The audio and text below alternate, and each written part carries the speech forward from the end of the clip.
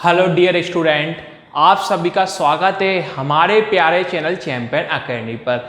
आज अपने एक बेसिक वीडियो सीखेंगे कि हमेशा कंफ्यूज होते हो कि प्लस वाला माइनस में कैसे पहुंच जाता है, माइनस वाला प्लस में कब पहुंच जाता है, इनटू वाला डिवाइड में कैसे पहुंचता है, डिवाइड वाला मल्टीप्लाई में कैसे पहुंचता है। इस टॉपिक का नाम है लीनियर इक्वेशन, रेखीय समीकरण को सॉल्व करना यानी ज्ञात करना। आज की वीडियो सीखेंगे कि एक्स का मान कैसे निकालते हैं, प्लस वाला माइनस में कब जाता है, माइनस में प्लस में कैसे आता है। आप सभी बच्चे बहुत कंफ्यूजन में होते होंगे, तो इस कंफ्यूजन का सॉल्यूशन करने के लिए आपको मैं पूरा पढ़ाऊंगा बेसिक, आपका पूरा बेसिक क्लियर हो जाएगा। तो प्यारे बच्चों, अगर आप मेरे चैनल फर्स्ट टाइम मेरी वीडियो देख रहे हो तो प्लीज मेरे चैनल को सब्सक्राइब कीजिएगा, नोटिफिकेशन ऑन कीजिए, इससे मेरे आने वाली वीडियो आप देख सकते हो। मेरा पूरा प्रयास रहेगा आपको 100% वीडियो समझाने में। अगर -1% कोई भी गलती रह जाती तो आप दिल से मुझे क्षमा करिएगा।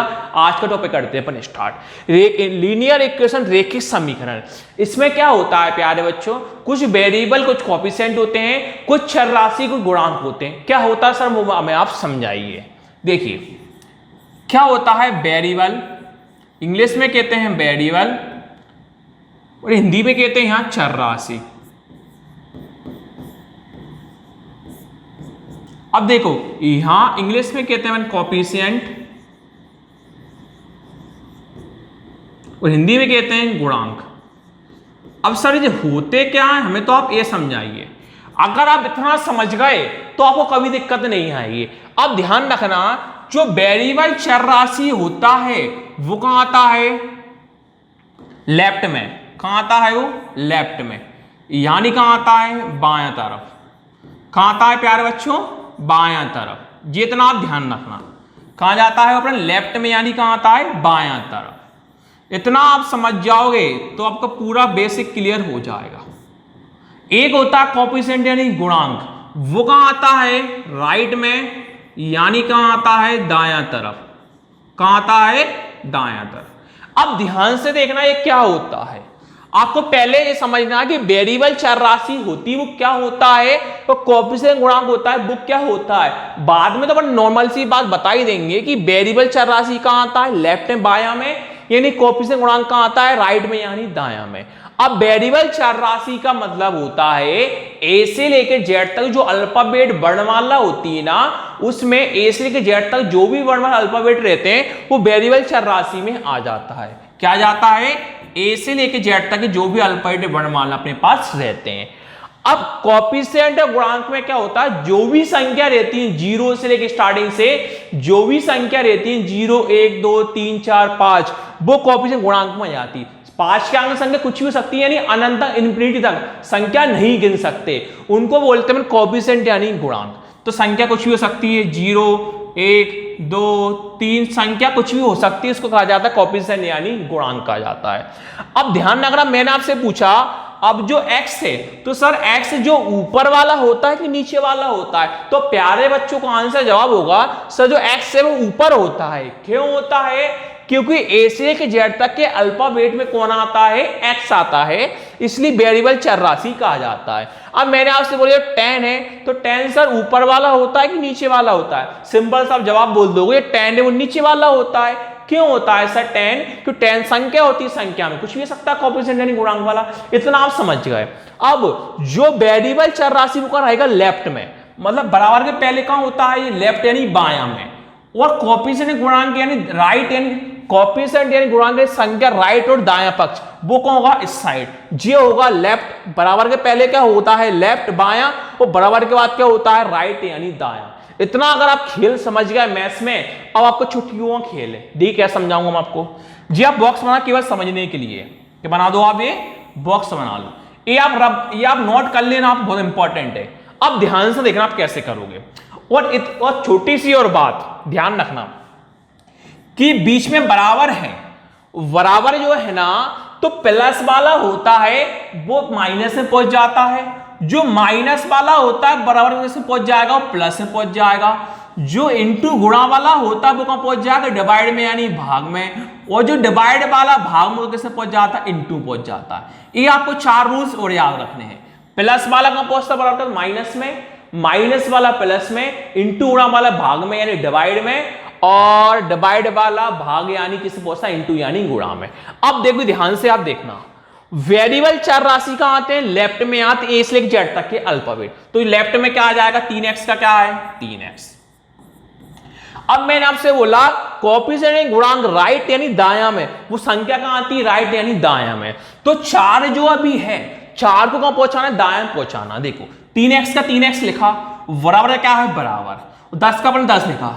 सेम का अपन ने अभी क्या करा, वेरिएबल चर राशि लेफ्ट में ए से लेकर जेड तक की अल्फाबेट यानी वर्णमाला। तो लेफ्ट में कौन है x, वेरिएबल चर राशि। संख्या कोएफिशिएंट यानी गुणांक संख्या नंबर कहां थी, राइट में, तो राइट में नंबर आ गया। अब जो 4 है, अभी 4 किस में, लेफ्ट में है, तो लेफ्ट वाला भी किसमें पहुंच जाएगा, राइट में। राइट में क्यों पहुंचेगा, क्योंकि राइट में दायां वाले कोएफिशिएंट गुणांक कहां आते हैं, राइट में आते हैं। तो प्लस वाला 4 है, प्लस वाला भी 4 है, कहां पहुंच जाएगा, सेट किसका हो जाएगा, माइनस का। तो +4 वाला सेट किस में हो जाएगा, माइनस में। 3x का क्या है 3x, 10 - 4 कितना होता है 6। अब एक इतनी सी इंपॉर्टेंट बात एक और आपको याद रखनी है, जो छोटे वाले रूल्स में है। देखो पहला अपन क्वेश्चन सीख रहे हैं बीच में प्लस हो, फिर सीख रहे हैं अपन बीच में माइनस हो, फिर सीखेंगे डिवाइड, क्या है डिवाइड है, फिर चौथा अपन सीखेंगे इनटू। तो पहला थोड़ा सा इनटू वाला टॉपिक और देख लीजिए, फर्स्ट वाले से रिलेटेड है। देखिए आपके पास दिखाई दे रहा है कि 4x = 16 दिखाई दे रहा है। अब आप एक चीज याद रखना कि हमेशा यानी कोएफिशिएंट यानी गुणांक है, 4 कोएफिशिएंट गुणांक कहलाता है, अभी आपको सिखाया था। x वेरिएबल चर राशि है, जब एक नंबर और एक अल्फाबेट मिल जाए, इन दोनों के बीच में किसी का साइन नहीं दे रखा, तो हमेशा कितना मान लोगे, इनटू मान लोगे। कितना मान लोगे, हमेशा आप इनटू मान लोगे। अब आपको अभी सिखाया था कि क्या सिखाया सर, इनटू वाला कहां पहुंच जाता है, डिवाइड में, डिवाइड वाला कहां पहुंच जाता है, इनटू में। आपको मान वैल्यू किसकी निकालनी है, x का निकालना है। ठीक, x का क्या है x बराबर 16 का क्या है 16। तो अभी अपन ने सीखा अल्फाबेट लेफ्ट में और राइट में क्या है नंबर। अब जो 4 है, 4 किस में, इनटू यानी गुणा में है, तो इनटू गुणा वाला का पहुंचता बटे में यानी डिवाइड में यानी भाग में। तो 4 इनटू वाला पहुंच जाएगा डिवाइड में, किसके 16 के डिवाइड में। अब क्या होता है, डिवाइड का साइन भाग का चिन्ह तो जे होता है, तो होता बिल्कुल सही है, पर अब ये क्या है, जो 16 के डिवाइड लगा देंगे तो यही डिवाइड बटे में 4 कहलाएगा।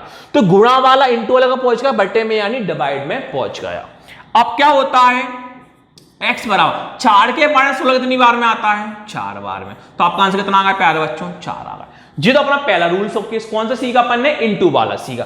इसी से रिलेटेड अब देखिए आगे, अभी आपको सिखाया था कि 3x लिख रहा है बराबर 6, एक संख्या और एक अल्फाबेट, इन दोनों के बीच में किसी का साइन ना किसका माना जाता है, इनटू का। इनटू का लगाते नहीं, केवल समझने के लिए आपको बताया गया है इनटू का। अब 6 का क्या है 6, 3 है किसमें, इनटू में यानी गुणा में, कम बहुत सब डिवाइड में यानी भाग में। 3 का पहुंच जाएगा 6 के भाग में यानी डिवाइड में। तो x बराबर 3 के बार 6 कितनी बार में आता है, 2 बार। तो अपना आंसर हो गया x बराबर 2। जे सीखा प्लस, एक सीख लिया इनटू वाला। अब आ जाओ माइनस वाला। देखिए सेम प्रोसेस भाई, लेफ्ट में अल्फाबेट यानी वेरिएबल चर राशि और राइट में कोएफिशिएंट यानी गुणांक। देखिए वही काम करते हैं। 4x का क्या है प्यारे बच्चों, 4x बराबर 13 का क्या है 13। अब देखिए लेफ्ट में कब पहुंचा अपन ने, वेरिएबल चर राशि, राइट में पहुंच गया संख्या कोएफिशिएंट यानी गुणांक। अब 3 माइनस का है, कहां है लेफ्ट में, किससे पहुंचाना है राइट में। तो माइनस वाला बराबर का जैसे पहुंच जाता है प्लस में। तो 3 माइनस का है, माइनस वाला साइड कैसे पहुंच गया प्लस का 3। तो 4x बराबर नॉर्मल जोड़ दो, 13 प्लस कितना होता है 16। अभी सिखाया था आपको x = 16, एक नंबर एक अल्फाबेट, किसी का साइन ने किसका माना जाता है इनटू वाला, इनटू यानी गुणा, कब पहुंचता है वो डिवाइड में यानी भाग में। तो 4 कब पहुंच जाएगा 16 के डिवाइड में यानी भाग में। तो x बराबर 4 के 4 की डेंसिटी कितनी बार में आता है 4 बार में। तो आपका आंसर कितना आ गया 4 आ गया। अब एक और नेक्स्ट की डिवाइड वाला, देखिए x का क्या है, x बराबर क्या है 5। तो अभी अपन ने काम वही करा, क्या काम करा, लेफ्ट में वेरिएबल चर राशि, राइट में कोएफिशिएंट यानी गुणांक। अब 4 किस में है, बटे में यानी डिवाइड में यानी भाग में है। किसमें, देखिए अभी अपन ने देखा था ये वाला साइन सीधी वाली लाइन किसका होता है, डिवाइड का यानी भाग का होता है। तो ये 4 किसमें, डिवाइड में यानी भाग में, डिवाइड वाला का पहुंचता है इनटू में यानी गुणा में। तो नीचे वाला 4 है वो 4 का पहुंच जाएगा राइट में, किससे पहुंच जाएगा, इनटू का 4 यानी गुणा का। रूल्स होता है डिवाइड वाला कहां जाता है, इनटू में जाता है। तो x बराबर 5 इंटू 4 कितना होता है 20। अब x की वैल्यू कितनी आ गई 20।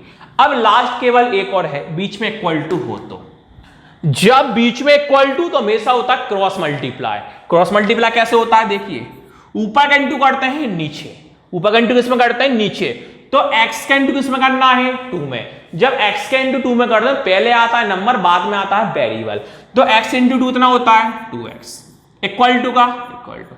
अब नीचे का इंटू कर देना है ऊपर, 3 का इंटू किसमें करना है 5 में, 3 इंटू 5 कितना होता है 15। x का क्या है x इक्वल टू 15। बहुत बार सिखा दिया सेम भाई, एक नंबर एक अल्फाबेट, किसी का साइन किसका माना जाता है इंटू यानी गुणा में, कहां पहुंचता है बटे में यानी भाग में, 2 कहां पहुंच जाएगा 15 के डिवाइड में। अब 2 के 15 कट रहा है क्या, नहीं कट रहा, इसका भाग कर दो डिवाइड कर दो, पॉइंट में आंसर आ जाएगा। अपन तो नॉर्मल सीख रहा, अपना आंसर इतना ही छोड़ दो, तो अपना x कितना आ जाएगा 15/2। तो प्यारे बच्चों आई होप मैं आशा करता हूं बहुत शानदार मेरी वीडियो लगी है, तो प्लीज मेरे चैनल को सब्सक्राइब कीजिएगा और जैसा मेरी वीडियो को आप शेयर कीजिएगा। Thank you.